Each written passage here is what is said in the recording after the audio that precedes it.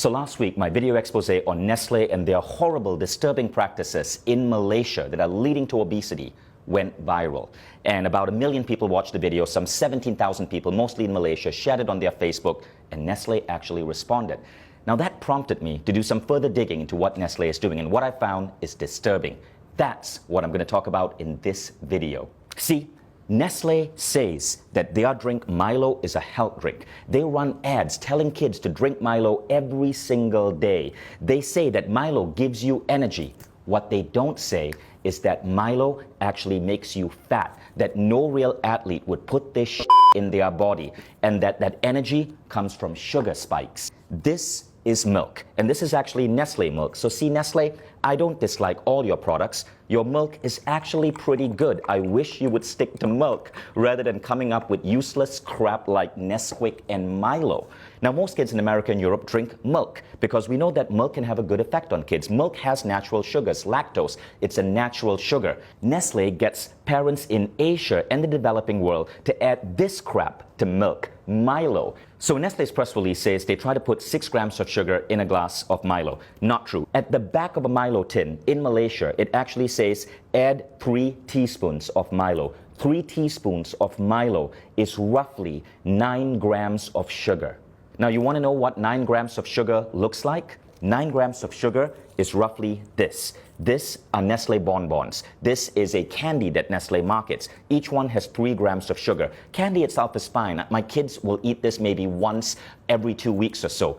But Nestle's advertising is basically telling moms in Malaysia to add Milo to kids' milk, which is the equivalent of putting 1, 2, 3 bonbons in a glass of milk before sending that kid off to school. Now, what do you think that does to this kid's body, to this kid's cognitive functioning? This much sugar comes really close to the daily recommended sugar allowance for an adult, which is 25 grams. A glass of Milo, 20 grams of sugar. But that's only the start of the bullshit. Everybody in Malaysia knows that most Malaysians don't just drink Milo with milk. They often take Milo powder and add this to it. This is sweetened condensed milk. In Malaysia, because of Nestle's marketing that says Milo is healthy, people feel it's justified to add sweetened condensed milk on top of their Milo, creating what is in fact a sugar bomb with up to 40 grams of sugar into a child in the morning before sending them to school. By the way, Milo isn't just bad because of its sugar content. One of the primary ingredients in Milo is something called maltodextrin. I want you to Google that, maltodextrin. This is what Nestle is having us put into the bodies of Malaysian children. Now, if you think Nestle is content with just screwing up kids' milk drinking habits in the developing world, think again. This is what a reader sent me from Australia. In Australia, the Nestle ads for Nesquik, their chocolate milk drink, says, make ordinary milk into extraordinary. Ordinary milk is a nutrient-dense drink that's healthy for kids, but Nestle is getting kids to pour this crap called Nesquik into their milk. Now, you want to know the sugar content of Nesquik? Check this out. In 11 grams of Nesquik, there are 8.8 grams of sugar. That's 80% sugar, which is why in Britain, the government banned Nestle from advertising Nesquik as a great start to a child's day. Now, it would be disturbing enough if Nestle was simply, as a massive food company, screwing up the way kids drink milk, but they're also screwing up breakfast. So this is a breakfast cereal from Nestle called Strawberry Minis, right? Strawberry Minis, there's a picture of a strawberry here. It looks healthy in every way, but then you read the ingredient label. And by law, Nestle has to list ingredients in order of most common. Here's the ingredient label for Strawberry Minis. Number 1 ingredient, sugar. Number 2 ingredient, palm oil. Number 3 ingredient, glucose syrup. Number 4 ingredient, maltodextrin. Number 5 ingredient, cornstarch. Number 6 ingredient, salt. You don't get to strawberry till number 7, and it's strawberry powder, 0.3%. 0.3%, 1/300 of this is actual strawberries. Nestle, why don't you be honest and just call this sugared maltodextrin minis? At least there'd be truth in your advertising. Now, in the press release, Nestle justifies the addition of sugar in this way. It's to maintain the taste that Malaysians are used to. That's like a drug dealer saying, I have to keep giving my client cocaine because he's used to the high of cocaine, which is an actual apt example because scientific studies are now showing that sugar is as addictive as cocaine. Consuming sugar produces effects similar to that of cocaine, altering mood, possibly through its ability to induce reward and pleasure, leading to the seeking out of sugar.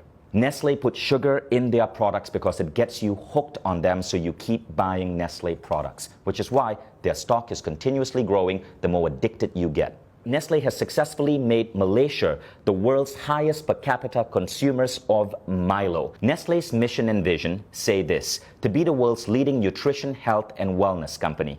Let's think about that. If the world's leading nutrition, health, and wellness company is telling our children to pump this into their body, what does this say about the future of the human race? So Nestle, I want you to understand, I am not at war with you. We, the 17,000 people who shared my video, the millions who viewed it, we all are at war with bad health and obesity. It's killing us, literally. It's making our kids obese. It's reducing the performance of our children in school. All we want you is to be on our side and to live up to your damn mission. And that means being truthful in your advertising and not putting craptastic, sugary like this and calling it food. Now, Nestle has been in controversies before. There was the baby powder controversy. Millions of babies malnourished because Nestle convinced women in India and Africa to feed their babies Nestle baby powder rather than breast milk. There is the water controversy in the United States, where Nestle has become the world's biggest supplier of bottled water, and in many cases convincing people that they need to buy expensive plastic bottled water, which ultimately causes mass plastic pollution, huge greenhouse contribution, rather than drink the water from their tap, which in many places is actually clean. There's the Nesquik controversy in the UK, where Nestle was banned from saying Nesquik is a great start to your day. All of these controversies were exposed. Nestle had to change practices because people like you spoke up. People like you would not let a large corporation get away with the lies, which is why I really appreciate you guys who shared that last video. There was something Nestle said in that press release that I really liked, and we got to give them credit for. They said, "In line with the ever-evolving needs of our consumers, we continuously make efforts to produce healthier and tasty products." You know what this means, people of Malaysia, Australia, Indonesia, the Philippines. Nestle says they're listening to you, so make your voices heard.